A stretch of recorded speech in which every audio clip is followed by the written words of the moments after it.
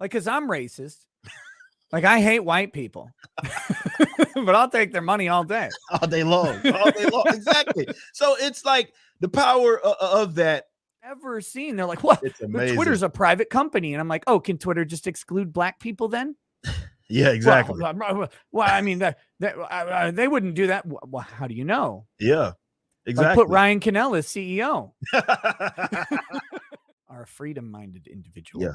Yes. That's where it's at, and that's where this is where it all starts.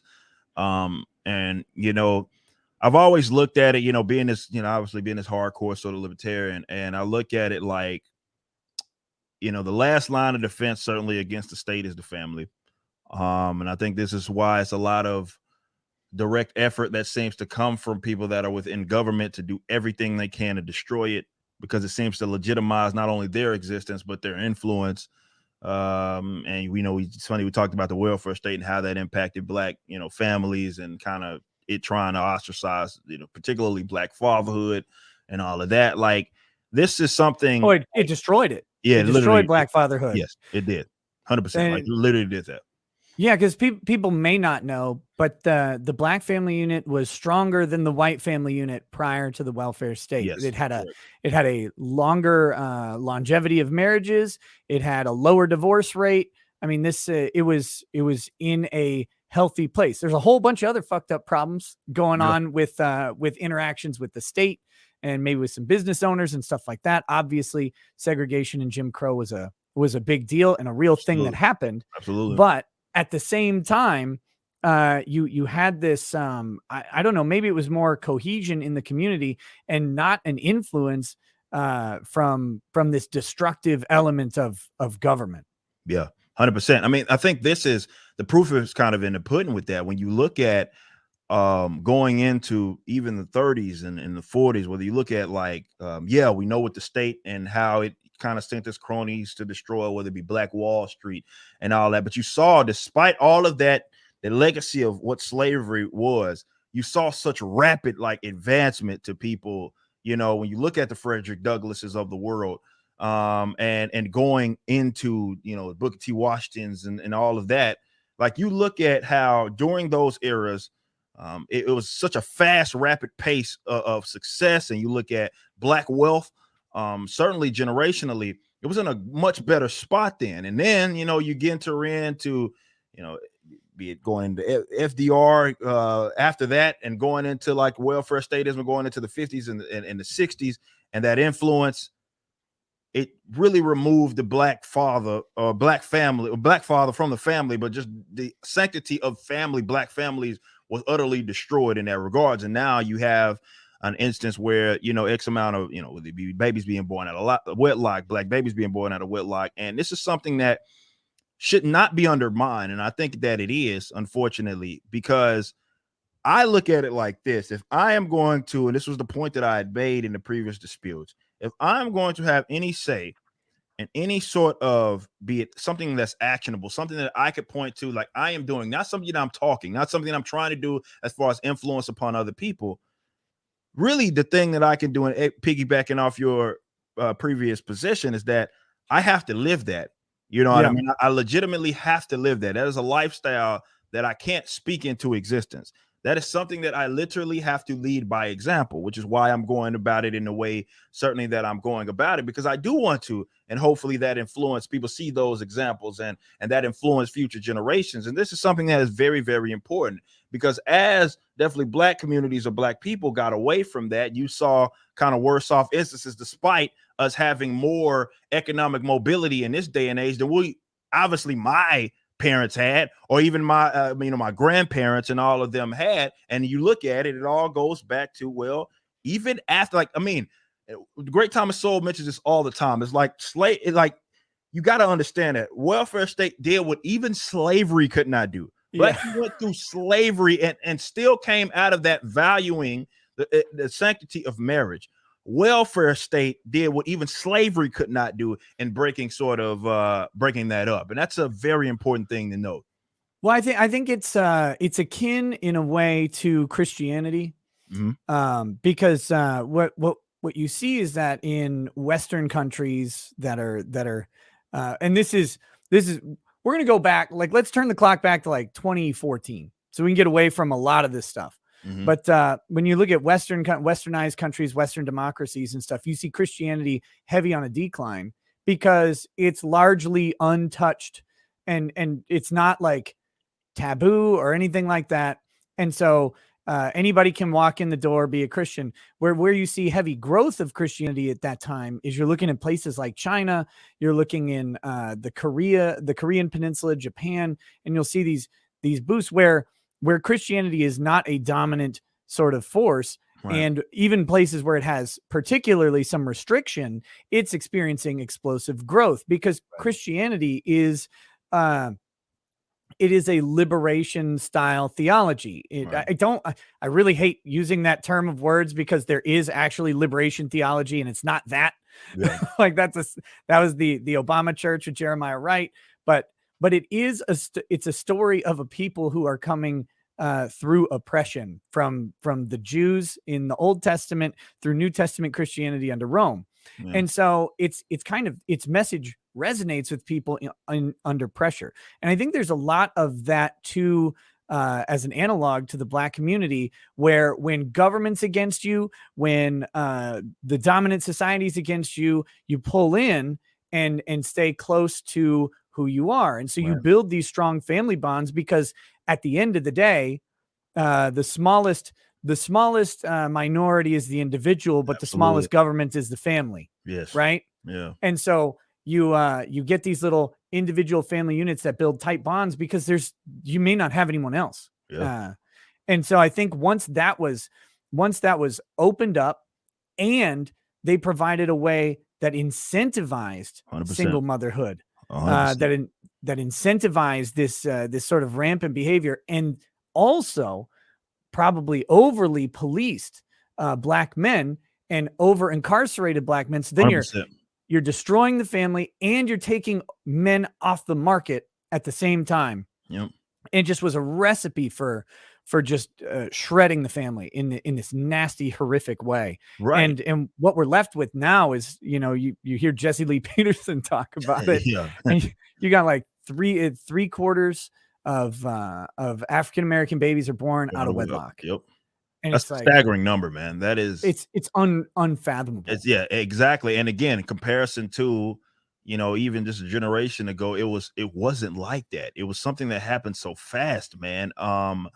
In that, like you mentioned, and that's the part that I think that people lose sight of, is why the welfare state is evil as it is. I know people that look at it for the surface level and they're like, well, it's designed to help these people who are in need and all of that. They don't look at that aspect of this is how the welfare state works, or welfare really in general, is that it says that so as long as you fail, we're going to provide you with this, and that. The minute you get above this line, which is often arbitrary, but you get above this line, we're stripping all of that away from you. You no longer can have access to it or whatever. So it literally incentivizes you to make, really what it does is it incentivizes bad behavior is essentially what it does. And that's what's happened. And that's why you got the result upon what you have now, which, to that stat, which is again staggering. That's how it happened. When you incentivize people to do things that are destructive, essentially self-destructive, and a lot of these self-inflicted wounds, then you're going to get a generation that doesn't value some of these concepts and all these other problems. And like you mentioned, you look at things that were government caused, that doesn't help the issue. And that's the frustrating thing when you talk definitely to like the modern authoritarian left. Good luck trying to get them to realize the state's involvement, even on these actual racial-based issues. They all look at it like, well, it's white supremacy. It's all these other things. Like, I would even challenge during the era of Jim Crow.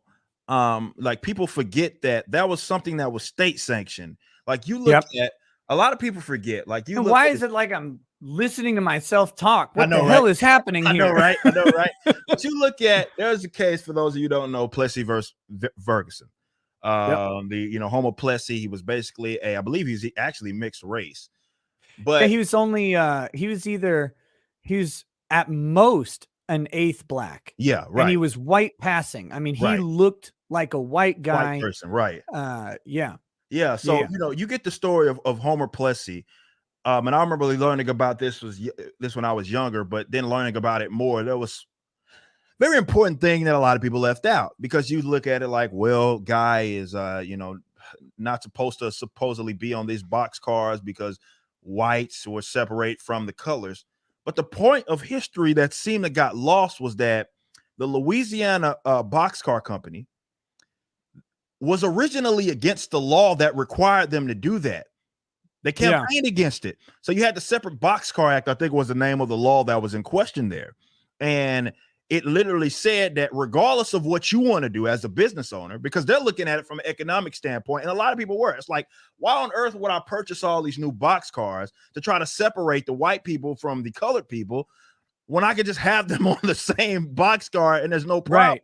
But the state said, no, you must separate them. So they were against it for economic reasons. But that's the part of history that seems to get left out, that even in regards to these, like, I'm not saying that there weren't private business owners that were racist. I'm saying there were a lot of them that were not, that didn't care for that because money's green. They didn't give a crap about any of that, but they were Well, and even if they are racist, right?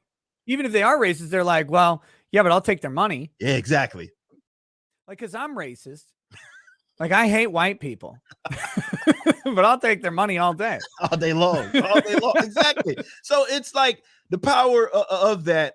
Like, unfortunately, people don't seem to. Definitely a lot of these modern like organizations and people that like to theme themselves as these sort of civil rights leaders of social justice leave all of that out. And I honestly think this is why a lot of people, when trying to resolve a lot of these issues, first look to the state and how they could utilize that to basically impose their whatever will on the people to try to get them to change where it is that they are fundamentally.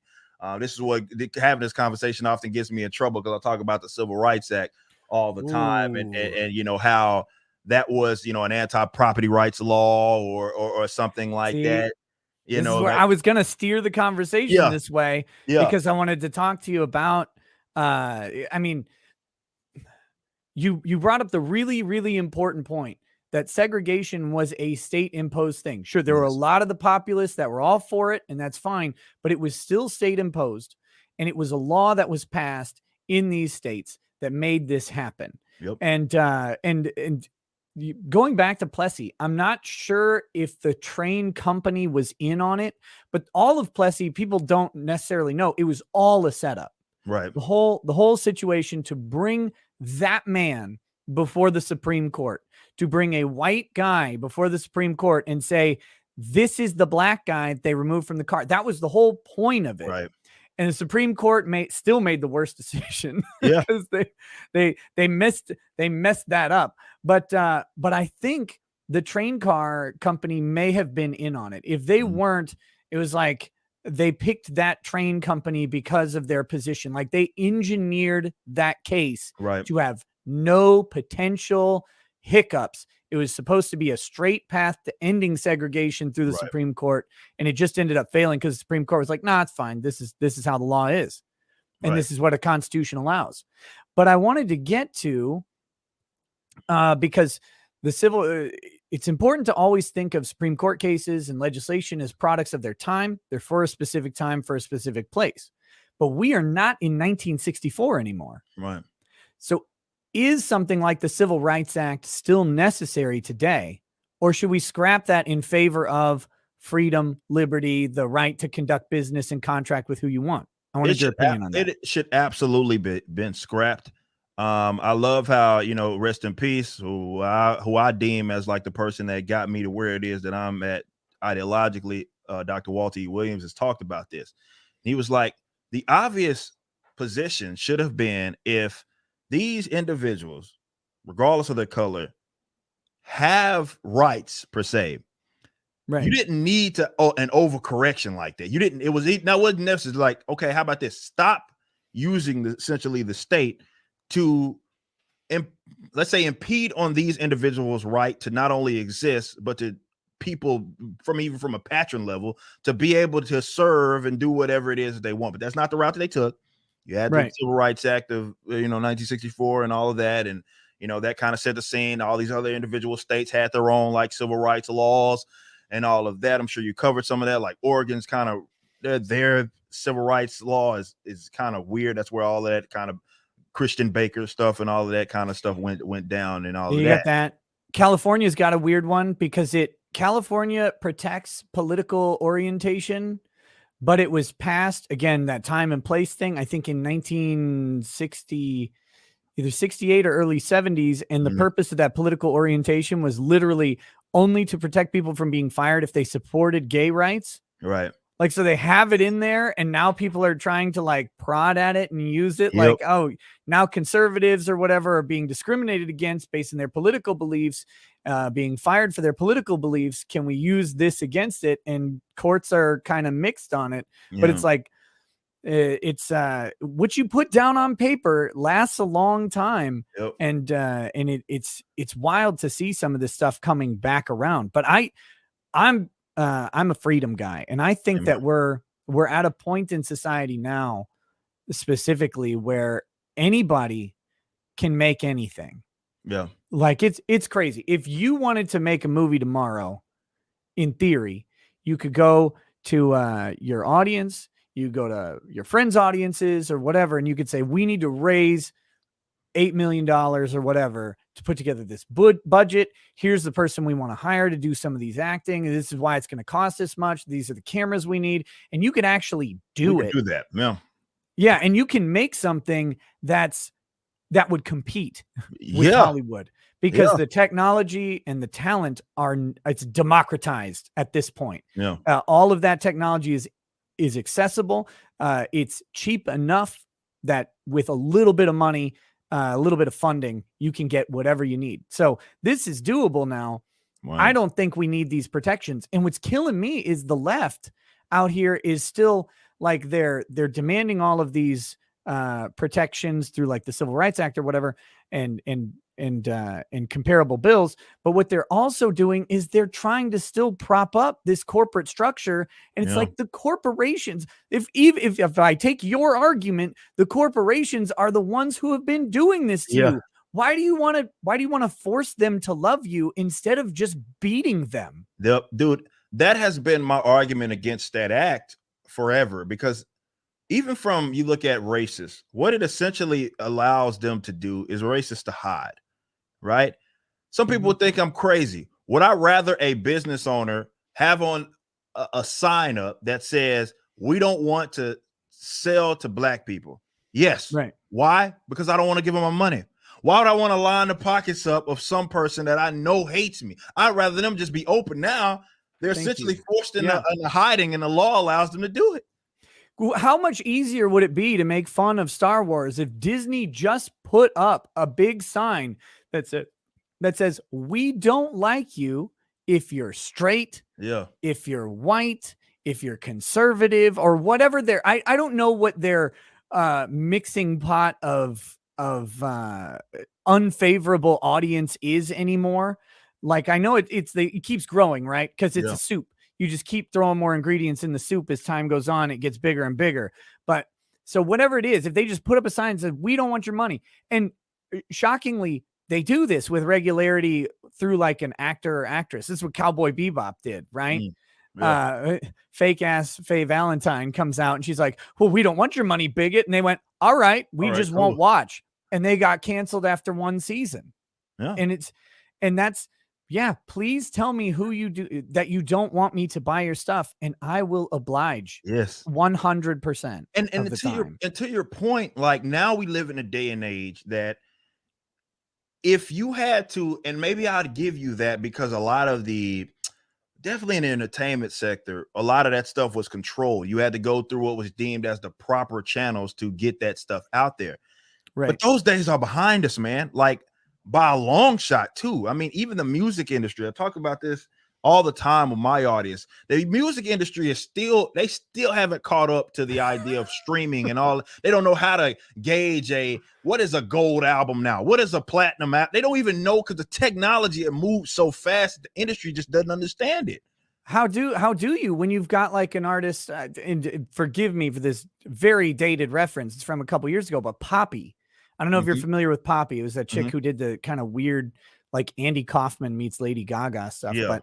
How do you gauge this? Okay, this video gets put up on YouTube. It gets 50 million views.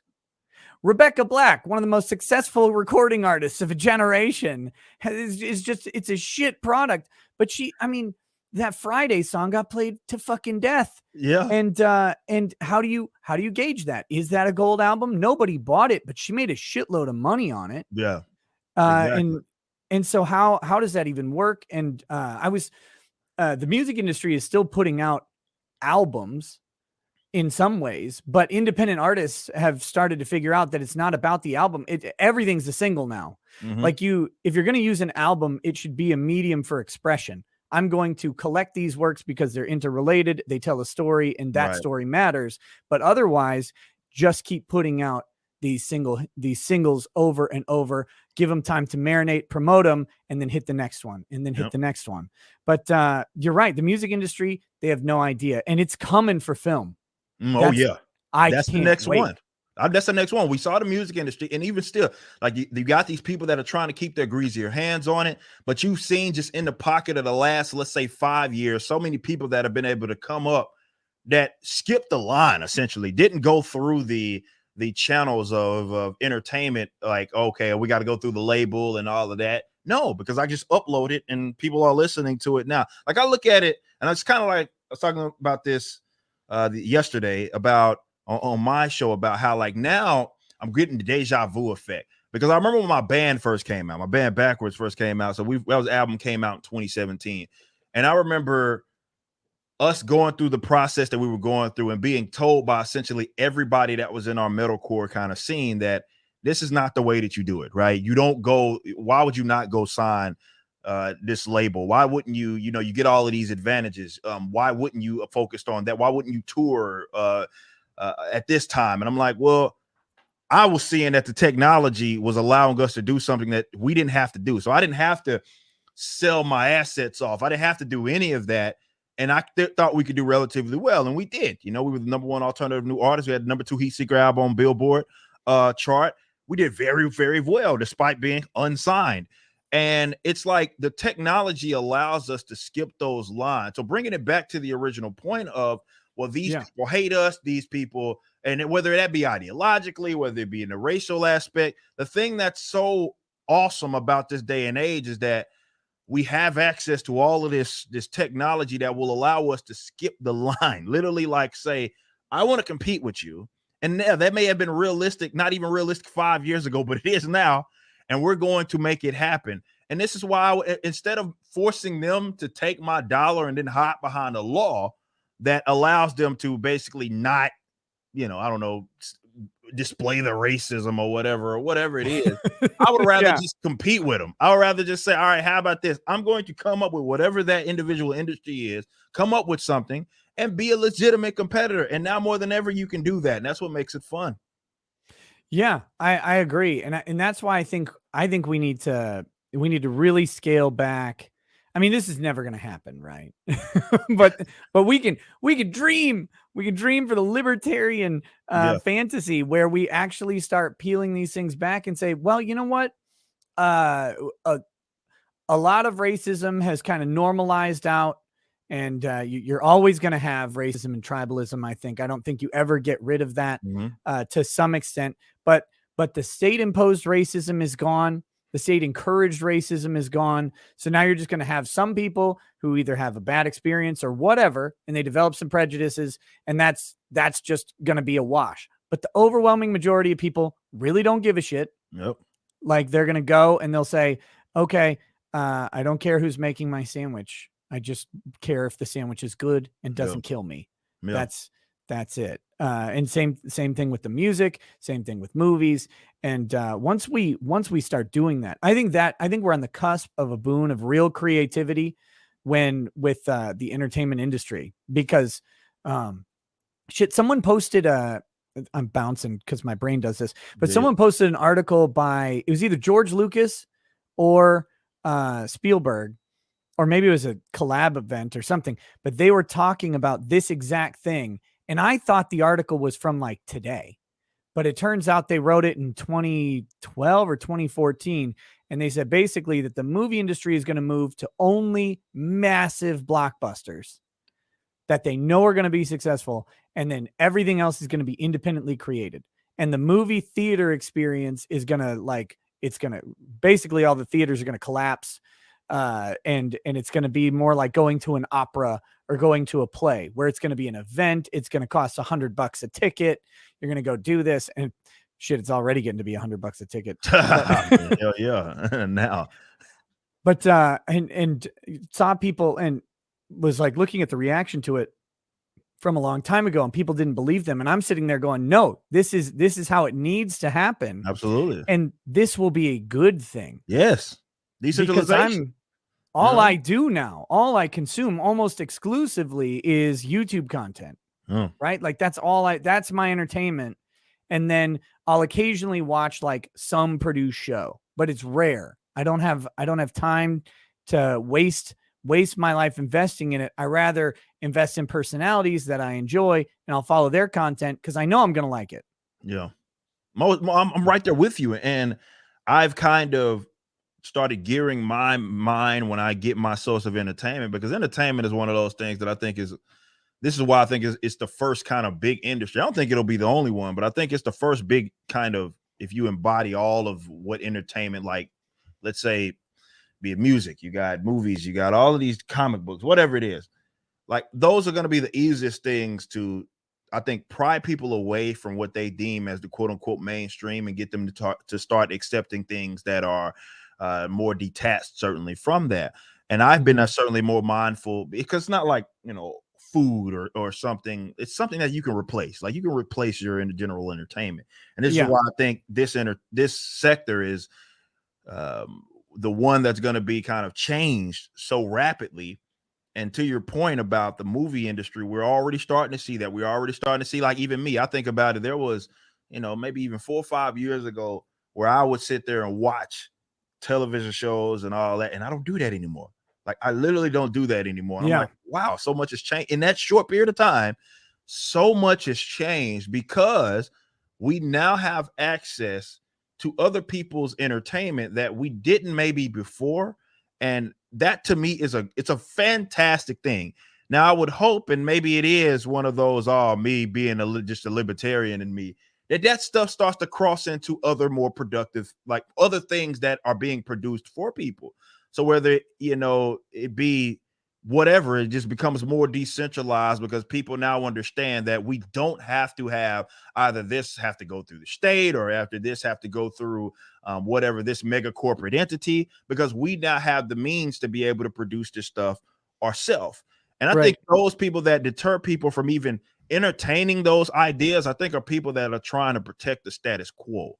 Because I don't know if you've had the experiences, but I certainly, anything that I'm doing now that where I'm like, I'm doing this, I'm biting off this big project of what I'm trying to do with the comic book space. And the amount of people that are like, well, you shouldn't do that. And I'm like, why?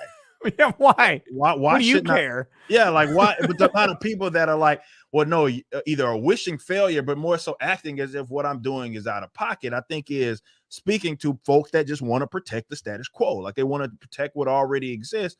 And in the event that we have more examples of people that are just getting out there, being successful and being great, maybe that influences other people.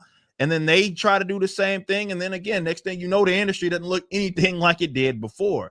That's a good thing. That is a very good thing. The fact that people have more options, the fact that people have a direct line of sight with their audience, that's a beautiful thing. And I hope that we get more of it.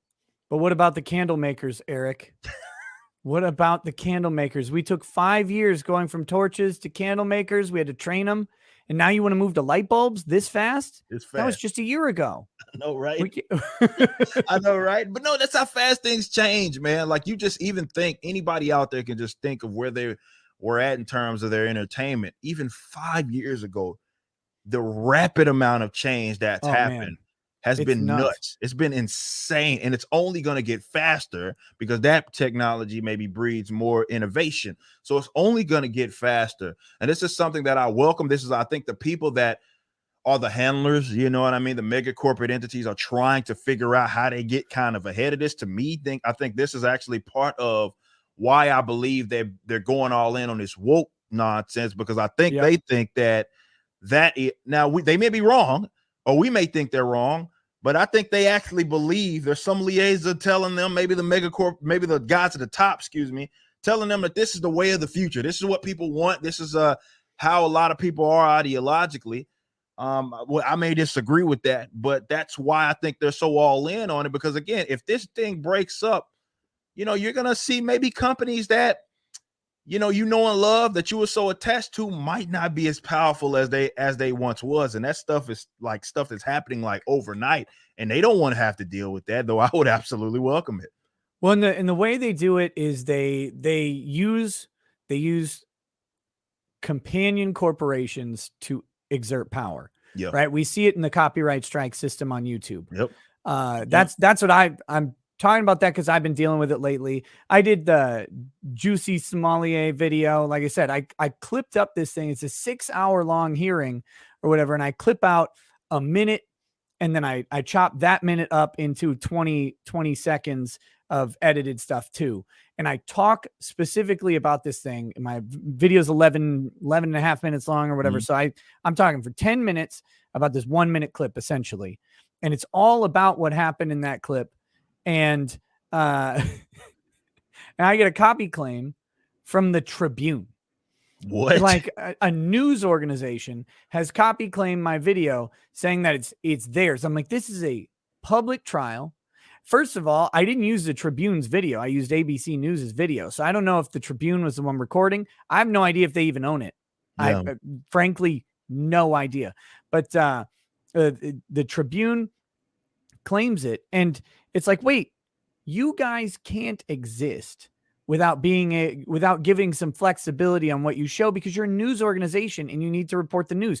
That's just what I'm doing, but you're trying to protect this corporate interest. And when I was dealing with Law and Crime, one of the things that they've suggested is that, oh, well, I could have just joined the media pool like them.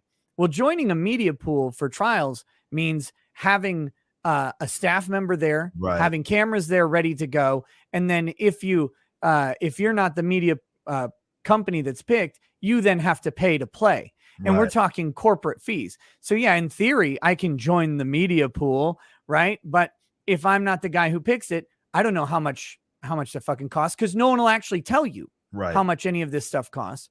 And so it's like they created a club of corporate entities that are, well, only us get to disseminate the news. It's like, bitch, this isn't how it works. Yeah. And this isn't what the courts want. This isn't what the people want. And I think they're in for a rude awakening, but they're lashing out because they know what's going to happen. Yep. The moment some jackass like me gets his teeth into something, I'm going to grab onto it. And then somebody a lot smarter than me is going to come along and do it better than I did. And it's going to really kick their ass.